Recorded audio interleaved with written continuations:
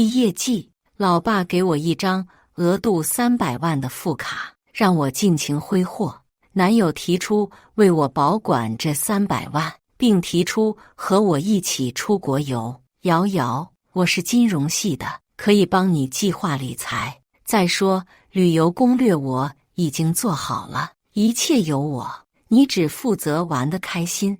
他平时还算靠谱上进，我答应了。结果机场碰面，男友还带来他全家，他爸赤裸裸地刺探我的家底，他妈看上我的玉镯，动手来抢，小姑子更是直接霸占了我的各种名牌。后来在争执时，他们把我赶下车，害我中暑晕倒，他们不舍得花钱送我去医院，用土方子害死了我。在睁眼，我回到酒店抢玉镯那天，我为他们点了一桌超级豪华套餐，又替他们报了一个0好评的旅游团。一路上，我开着豪车，看他们被导游一步步拉入深渊。大家好，开始今天的分享之前，希望你能给人间烟火点个订阅，我将会分享更多优质的内容。瑶瑶乖，把镯子摘下来，送给我妈。林辉命令式的口吻让我十分不适。在他身后，他爸妈用饿狼捕食般急不可耐的眼神盯着我，他妹妹林燕则背着我的大牌包包，不断自拍。我环顾四周，这里是李记酒店的包间，我手上的玉镯还完好无损。原来我重生了，重生到林辉一家彻底暴露本性之时。林辉他妈在机场见我第一面起，视线就没离开过我手腕上的玉镯。可这镯子是我妈家祖传的，绝不能轻易送人。前世我拒绝把镯子给他妈妈，结果触怒了林辉。他说我不尊重他和他妈，连个几万块的镯子都不舍得给。他爸更是叫嚣，将来我嫁给林辉，我的一切都是林家的，现在不给，以后不会让我有好日子。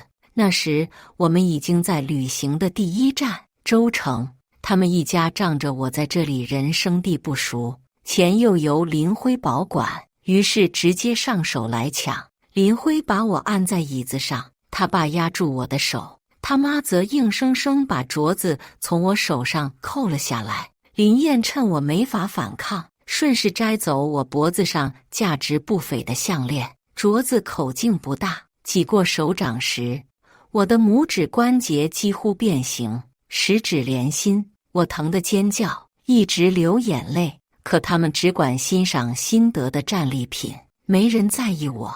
最后是服务员带我去诊所包扎伤口，从诊所回来时，他们已经开着我的车，准备去下一站。我冲上去阻止，要林辉还回卡片和手镯。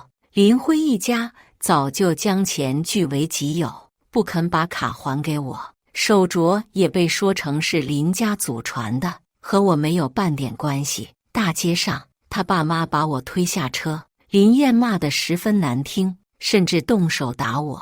州城的7月，地表温度高达40摄氏度，争执不下时，我中暑晕倒了，他们不肯送我去医院，说浪费钱。林辉他妈用土方子使劲揉捏我的后脖梗，结果我因中暑抢救不及时，加上颈动脉破裂，当场死亡。那种炙烤的感觉和血管爆开的绝望，依旧使我感到后怕。林辉的声音再度响起：沈瑶，别不懂事，妈辛苦一辈子，这手镯是应得的。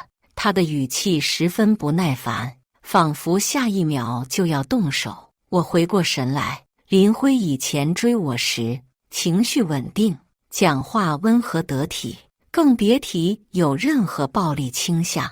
如今是彻底放弃伪装了。看着眼前3张虎视眈眈的面孔，我心里下定决心，调整好思绪。我动动嘴角，扯出一个笑容：给，当然应该给，只是这镯子有点小，怕阿姨戴不进。我先去洗手间用肥皂润润。林辉满意的夸我懂事，他爸妈也如太后、老佛爷般靠在椅背，等着我把镯子送上。林燕见我如此低声下气，眼中尽是轻蔑，出了包间，我立马打电话给老爸，让他把副卡停了。我平时的积蓄也有10万，足够陪林辉一家玩到底。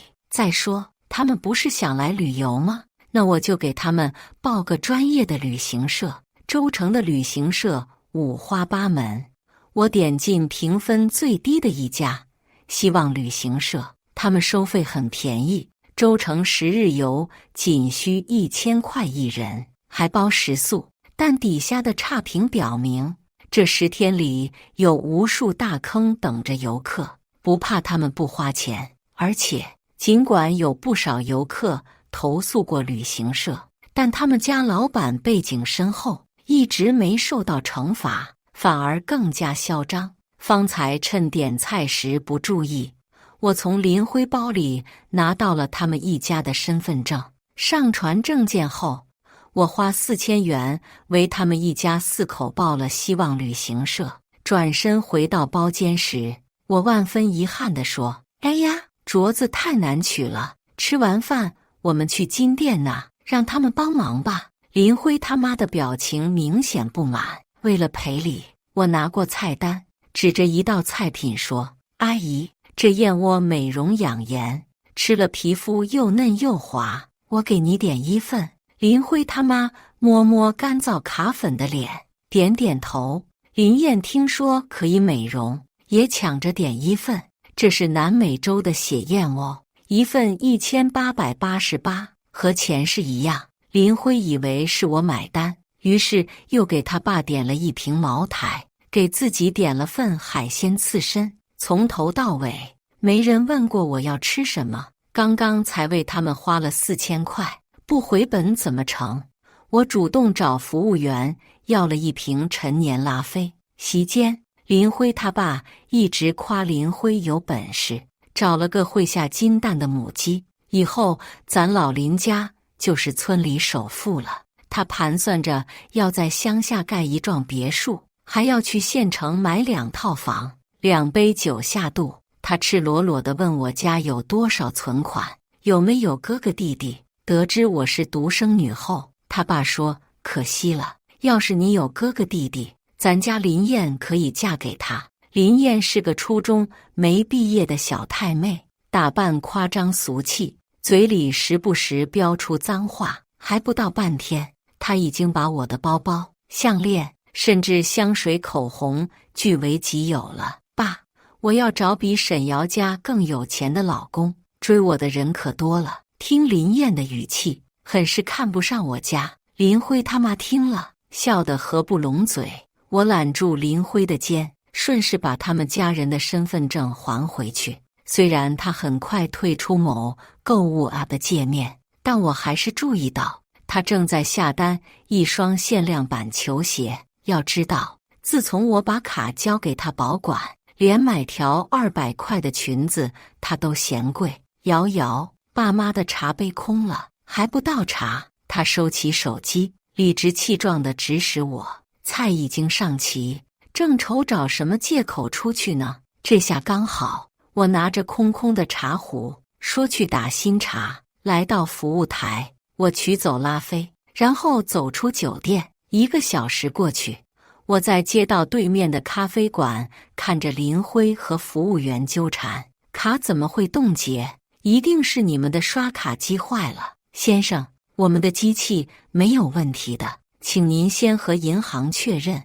一顿饭怎么可能吃了16800？你们故意坑人。”隔着一条街，我都能听出林辉语气中的焦急和暴躁。他拿着手机疯狂拨打我的电话，我摇晃着红酒杯，将手机调为静音，任来电图标一直跳跃。酒店以为林辉一家要赖账，叫来了高大结实的保安。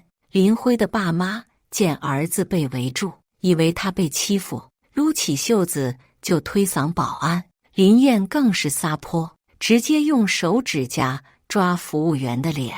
一场混战下来，保安被他爸妈推倒在地，不敢还击，而服务员的脸被林燕抓出血痕。经理终于忍不住了，报警，他们故意伤人，听说要进公安局。林辉的爸妈慌了，林辉怎么也联系不上我，只好自掏腰包付了钱，还赔偿了500医药费。这些年他兼职赚了不少，只是不舍得花罢了。他们从酒店出来，就看到我停在路边的车，原本为了出行方便，想在州城租车，考虑到以后会在这里找工作，老爸直接大手一挥，给我买了一辆。林辉愤怒地拍打车窗，林燕则砰砰地踹车门想进来。州城的7月，太阳毒辣到可以煮鸡蛋，他为了美白，一刻也不想被晒到。好半天，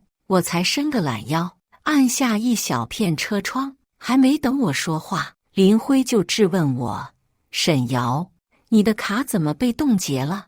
我无辜地撩了撩头发，卡一直是你在管理，我怎么知道？是不是你某些交易触犯了法规，所以被冻结？林辉皱着眉回想，又在手机检查什么。他爸妈则围着我的车打转，说将来林辉开着这车得多威风。他们站在车前时，我突然启动，车子往前一冲，吓得他们一屁股坐在地上。你疯了，敢撞我们！林辉妈妈指着我大骂，我指指方向盘，高声道：“这车不好开，你们要小心。”开门，沈瑶，你想热死我们呢？林燕拉着车门把手，恨不能把它掰断。我看了看手机，该是旅行社来接人的时候了，于是将车窗打得更大些，探出头，指着挂有希望旅行社牌子的大巴说：“我这车太小了，那才是来接你们的车。”林燕和他爸妈一脸不可思议。我解释，我也是第一次来州城，怕照顾不周，特意给你们报了旅行社，他们都是专业的，放心好了。大巴停了，戴着红色鸭舌帽的导游拿着小旗子从大巴跳下来，他热情地迎向林辉父母，一口一个大爷大娘，叫得比自己妈还亲热。对着林燕，则装作被她的美貌震惊，连连夸她靓女。三人被导游奉承得喜笑颜开，跟着上了大巴。林辉还有些迷惑，我近期交易没问题，你打电话问一下银行。还有，这顿饭花了3万8，你把钱转给我。我似笑非笑地瞧着他，点头说好。他走了几步又回头，你不和我们一起？我说旅行团人满了，只能开车跟着他们。林辉将信将疑，但热情过度的导游将他一把拉上车。旅行社安排的第一站是龙凤山庄，这是一个占地800亩的园林，古香古色，游客可以在里面品茶赏花。林辉的爸妈一路上都在夸自己儿子多有出息，下了车也拉着同行的大叔大姨们说个不停，无非是儿子孝顺，带他们出来旅行，吃的喝的都是最好的。林燕早就在大巴上跟人吹嘘，自己哥哥账上有300万，专门用来玩的。比狐狸还精的导游早就锁定林辉一家，别的游客连瓶水都没有，而林辉父母这则有现冲的好茶。林阿叔、林阿婶，这是龙凤山庄自产的白茶，您尝尝。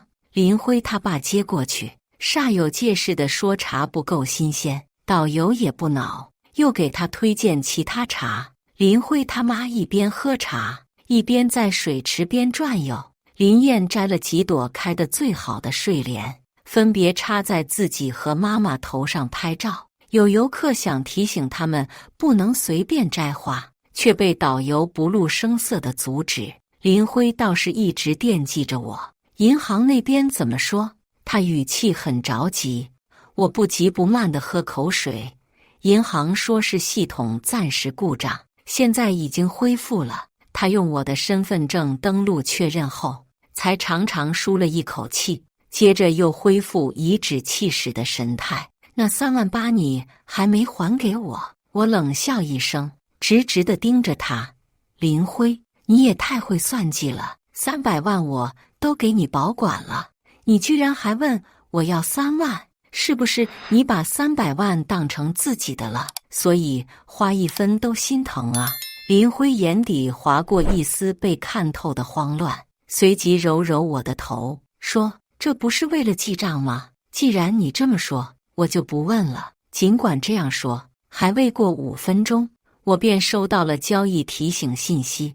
眼见他妈妈走进一家装修不俗的服装店，林辉赶紧拉着我跟上去。我妈穿这些好看吧？言下之意就是要劝她多买几件。我装作不知，随即记起什么似的，惊讶道：突然想起，这次出来我也要给我妈带点礼物。我在架子上拨弄着，挑了几件真丝旗袍。林辉他妈见了，更加不甘示弱，衣服刷刷往袋里装，衣服一并由林辉提着到山庄收银台统一结账。他爸在导游的劝说下，买了几件清朝古董，想要看价格，却被导游挡住。这对您儿子来说是小菜一碟。为了面子，他爸只好装作不在意。经过一下午的游玩后，游客们等着排队付款出山庄，其他游客多多少少有消费。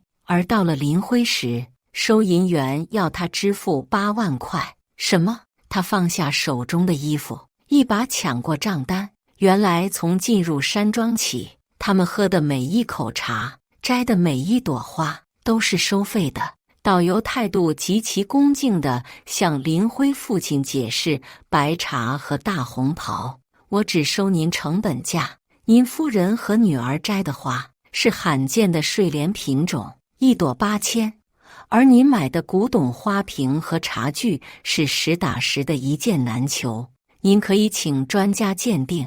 由于在众人面前吹过牛，林辉只好硬着头皮付钱。那刷卡吧。他把卡递给收银员，顺利付款。林辉如此豪气为父母买单，引来不少羡慕的眼光。他爸妈提着东西，趾高气扬地上车。回程的路上，林辉一家少不了炫耀，而我则报了警，称有人盗用我的信用卡。他们到达住宿的酒店时，等着他们的是一闪一闪的警车。哪位是林辉？待车上人都下来后，警察开始发问。林辉先是愣了一下，随即走上前问有什么事。警察看见他手中的东西，问他是怎么付款的。刷卡呀。怎么了？小票给我看一下。导游上前打圆场，他说这些东西是林辉正常刷卡购买的，全旅游团的人都可以作证。大家点点头。警察看了消费金额后，让人把林辉带回所里接受调查。干什么？林辉的爸爸拉住林辉，警察挥舞小票，又指指旅游团的人。林辉涉嫌盗刷信用卡，人证物证俱在。林辉很明显懵了，他放下东西，说不可能的事。警察补充道：你刷的这张卡，原主人已经在银行挂失冻结，你盗用他的身份证登录交易，金额巨大，一旦确认，将会面临刑期和罚款。林辉他妈连忙喊冤：这卡是我儿子女朋友的，他自愿把卡给小辉，怎么可能是诈骗？说着一个劲的在人堆里找我。他撸起袖子，神色凶恶：这个害人精，等找到了，看我怎么收拾他。林辉他爸和林燕也在四周找我的车，可他们哪里能找到？我的车停在酒店的地下停车场，而我则戴着墨镜，在2楼的冷饮店看着他们。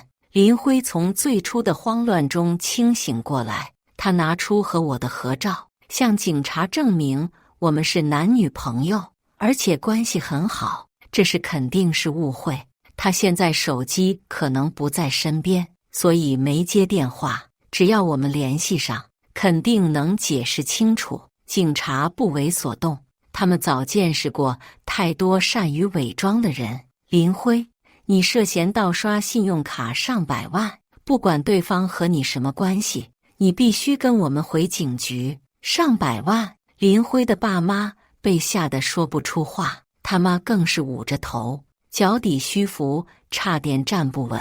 林辉用我的身份证登录后，陆续订购了很多东西，包括一辆和我一模一样的车。林燕就更不用说了，林辉照着我的标准，给他买了不下20万的大牌奢侈品。以前我从不过问钱的动向，所以他觉得我发现不了。旅游团有些老头老太太经常看新闻，听说林辉涉案近100万时，他们颇有些幸灾乐祸地说：“小伙子要坐牢喽。”本来他们就对林辉父母动不动就炫耀感到厌烦，这下更是肆无忌惮地攻击林辉，说什么儿子年入100万，原来是偷用女朋友的卡。这种人我见多了，一家人围着女方吸血，这次女方不干了呗，他干得好，那林辉软饭硬吃，看着也很一般，还不如我家侄子呢。林辉妈妈听到坐牢2字时，已经撑不住，倒在林辉他爸身上，加上老头们说出的那些难听的话，林辉他妈当即抽搐着晕倒。林辉已经被带走，林辉他爸和林燕急得团团转。导游打完急救电话后，就忙着安排入住，没人在那帮他们。爸，你快打电话，让哥打点钱过来，待会进了医院，我可没钱。林燕和他爸妈都没有正经工作，平时维持温饱就费力了，更别提有积蓄。他爸重重地瞪林燕一眼，怒骂：“你懂什么？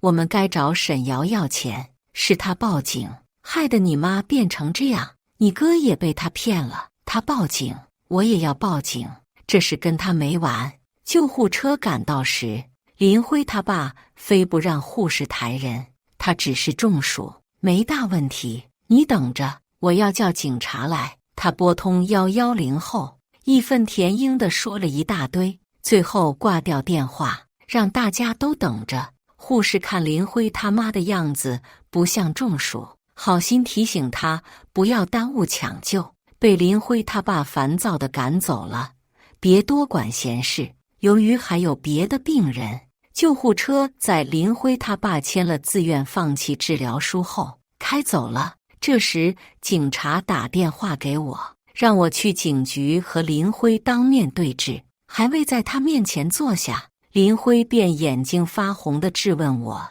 沈瑶，明明说的是系统故障，而不是挂失冻结，未经我同意私自刷卡就是诈骗。”我举着长长的账单，说每一件都毫不知情。林辉，你以理财为名骗我把卡交给你，结果呢？几天不到，损失1/3，这些钱都被你拿去挥霍了，你还有脸在这问我？林辉不仅没有认错，反而得寸进尺。但我们是要结婚的，这些就当你提前带过来的嫁妆，怎么样？一旁的警察都气笑了，说从没听过这么奇葩的理论。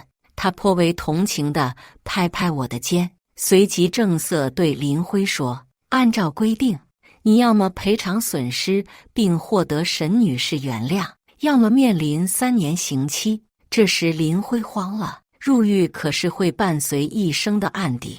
他的态度180度大转弯，又恢复以前温柔体贴的模样。瑶瑶，你家不缺这点钱，别故意为难我，以后我一定千倍万倍对你好。我知错了。他有一双狗狗眼，微微湿润时格外惹人怜爱，可惜背后却是一颗冰冷的狼子野心。林辉，我们分手吧，我绝不会再原谅你。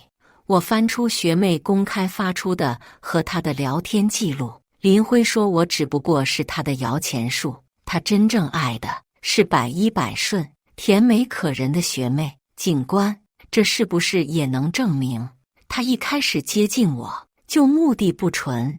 警察思索了一会，说如果验证属实，那林辉的罪名将更加严重。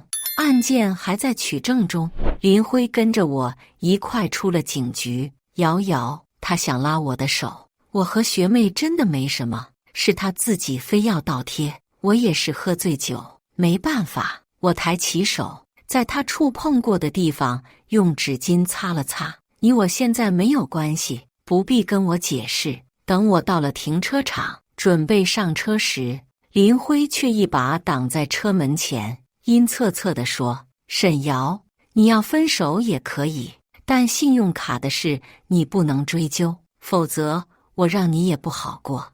我手头有你不少照片，你可得小心。”我正准备问他想做什么时，林燕的电话打来了，她带着哭腔说：“哥，你快来医院，医生说咱妈中风了，要立即手术。”林辉的脸色瞬间苍白，他飞快跑出停车场。林辉他爸非说是我害得他老伴中风，那个女人没安好心，故意骗我儿子，你们快把她抓起来。我一脸无辜，把事情前因后果说了一遍。你们可以打电话问鞍山派出所的警官，看事情是否属实。求证后，警察开枪了。林大爷，这是你的家事，而且是你儿子有错在先，沈女士没有任何过错，别再纠缠不清了，先替你老伴治病吧。他们开着警车走了，林辉他爸跟在后面大骂：“你们包庇沈瑶，是不是收了他的钱？”总算明白林辉为什么心安理得地将我的钱据为己有。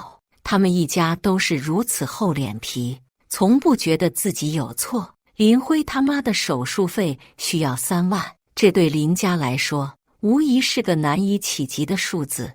林辉想要把在龙凤山庄买来的东西半价卖给旅游团的人，奈何没人想要。那么假的东西谁要？导游明显是坑他们没见识，他们还沾沾自喜呢。一个烫头的大妈拎起一件旗袍，撇着嘴说：“如果免费送，我勉强拿一件。”林燕气坏了，一把夺过旗袍，恨恨地说：“你们连买都买不起，哪有资格笑我吗？”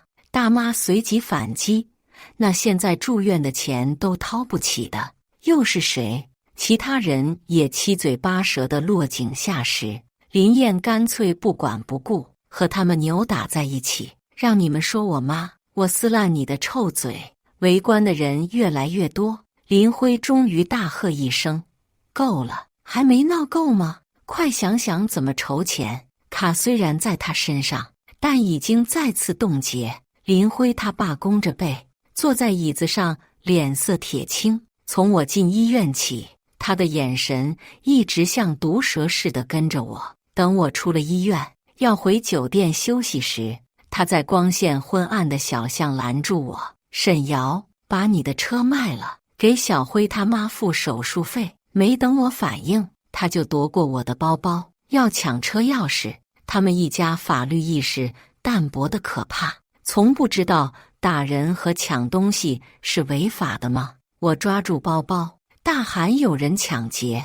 林燕也反应过来，帮他爸一块扯我的包，巨大的拉力下，包包从中间撕开了，我的手机、钥匙和小东西散落一地。林燕迅速捡起车钥匙，炫耀地朝我摆一摆。我抬头看一圈，发现这四周并没有监控，连经过的人也没有，那就别怪我不客气了。我拿起杂物堆里一根生锈的钢管，猛地朝林燕的手腕一挥，吃痛之下，她松开手，钥匙啪嗒掉在地上。我弯腰捡起钥匙，顺便往她小腿一扫，她跌坐在地。我把她肩上的包包和脖子上的项链统统扯下来。林辉他爸想揪我的领子，我直接一个反肘打向他的头：“老东西，你当真没有底线！”我一边骂一边扇他耳光：“你以为自己是个什么东西？还我的就是林家的，好好撒泡尿照照自己，别再做春秋大梦了。你儿子不过是个草包，你在村里吹牛可以，但在州城就别拿出来丢人现眼。他绕到左侧，想抓我的手，我拿着钢管用力一砍，听到他右手发出脆裂的一响，随后他捂着手靠在墙上，再没有力气和我纠缠。林燕挣扎着从地上爬起来，问他爸怎么了。我用力踹他一脚，提醒他走夜路要小心，不然就会摔断手和脚哦。当晚我另换了酒店，把门反锁后安心睡了个好觉。第二天一早，妈妈的电话打来了，她问我玩得怎么样，我说很好，很开心。那头没有作声，犹豫良久后，妈妈终于开口：瑶瑶，林辉不是个值得信赖的人，你要小心，有什么难题一定要跟爸爸妈妈说。我听出他的语气不对劲，忙问发生了什么事。妈妈原本不想说，在我的再三追问下才开口：林辉用他和你的私密照威胁我，让我给他100万，否则就曝光到网络上。我已经把这事交给律师处理，你不要担心。私密照？我和他哪来的私密照？我让妈妈把图片发给我，白花花的照片上的确是我和他的脸，可我们从没拍过这样的照片，很明显是换头 P 图的结果。我跟妈妈解释好后，让她不用担心。妈，我已经是成年人了，可以为自己负责。挂断电话后，我直接赶往医院，从护士口中得知，林辉通过小额贷款借到了手术费，他妈妈正在手术中。林辉坐在手术室外，面色阴冷地瞪着我，他顶着2个大大的黑眼圈，胡茬也没刮。旅游团安排的住宿说是星级酒店，实际是街边80元一晚的钟点房。沈大小姐，你妈把钱准备好了吗？不要让我催第2次，否则这些照片就会出现在班级和社团的大群里，他们就会知道外表清纯干净的沈瑶，背地里居然是这样被我玩弄的。说着说着，他面目狰狞地笑起来。林辉，在你心目中，我一直是如此愚蠢吗？我打开手机，播放当天在停车场的录音。林辉极度自信又极度自卑，中间没有缓冲地带，这样的人最容易做出极端的事。因此，从和他分手开始，我就做好了防备他的计划。录音就是其中一项。你以为我还会在乎这些吗？只要钱到手，爸妈能安度晚年，我不介意进去蹲几年。他挠着头发，满不在乎地朝我比了个手势。那万一你爸妈回不去了呢？我抬头看向手术室门口，绿灯亮起，代表手术结束。林辉他妈被医生推了出来，目前他的情况不容乐观，就看3天内能不能清醒。这期间一定要保证他不能受任何刺激。第2天，警察就以敲诈勒索的罪名将林辉逮捕，信用卡欺诈的证据也已经搜集充分，准备呈交检方。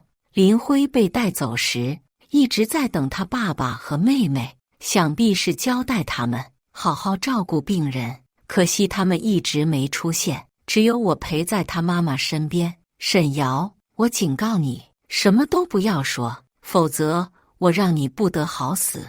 林辉像头要挣脱绳索的野牛，不断的挣扎，2个警察才堪堪把他按住。我朝他微微一笑，让他坦白从宽，早点出来见妈妈。林辉还没被带出走廊，他妈妈就醒了。他甚至能听见林辉嘶吼着威胁我的回音。见到我，他明显皱起眉头。小辉和小燕呢？我关上门，告诉他小辉被警察带走，要蹲3年以上大牢，而小燕和他老伴则因为砸了别人的豪车，也进局子了。哦，对了，你老伴还摔断1只手，可难受了。昨晚我走后，他们想报复我，于是跟着我的车。我假装把车停在地下停车场，旁边正好有一辆和我一样的豪车。没过一会，我把车开走，他二人便朝那辆车打砸泄愤，监控拍得一清二楚。听保安说，那车主是个不好惹的，报警前还好好修理了他们一顿。林辉他妈的嘴唇没有半点血色，手颤抖着要找手机打电话。我贴心地把手机递给他，拉开门走了。临走时，我又挥动手中的玉镯，如果想要，就让你儿子在牢里改过自新，早些出来赚钱买。由于警方出面，林辉盗刷我的钱追回来不少，剩下的法院会拍卖他们在县城的房子补回来。林辉他爸和林燕来到医院时，林辉妈妈已经快不行了。听游客说，他们一家想要回报名费，结果被大变脸的导游赶出来，好好骂了一顿。从那以后，我便开着车继续我真正的毕业旅行。1个月后，学校在公众号发布新闻，取消林辉优秀毕业生的称号，并收回学位。我用那300万享受了人间好风光，也帮助了很多暂时陷入困境的人，回报远超想象。对我来说，只要不轻信男人，就是最好的理财。以上就是今天分享的故事，大家有什么想说的、想吐槽的，欢迎在下方评论交流，也更希望能给人间烟火点个订阅，我将会分享更多优质的故事内容。